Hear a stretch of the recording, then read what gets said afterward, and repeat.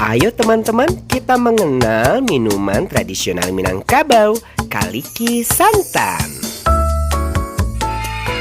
Hebat sekali.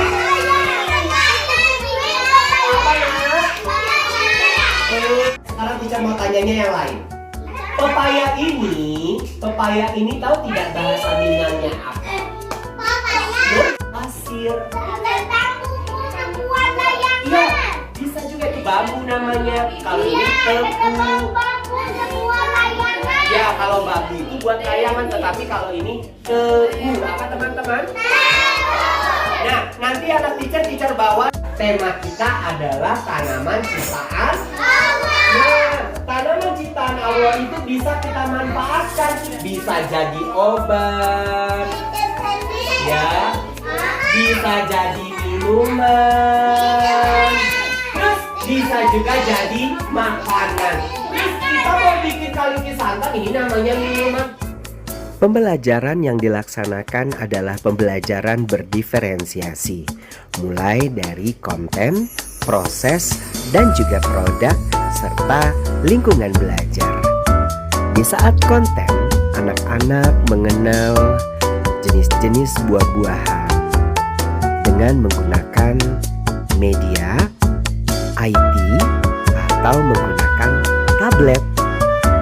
Dan di proses, anak melaksanakan kegiatan main membuat kaliki santan dengan cara memotong, menyusun, dan juga menghias atau memberikan garnish pada kaliki santan yang telah dibuat. Namun tidak lupa, semuanya harus dikenalkan terlebih dahulu bahan-bahan apa saja yang digunakan. Produknya adalah anak dapat bercerita tentang apa yang telah mereka buat, minuman tradisional kaliki santan. Dan di lingkungan bermain, mereka mengerjakan bersama, bergotong royong, mandiri, serta kreatif. Nah, itulah kegiatan main mengenal minuman tradisional Minangkabau, kaliki santan.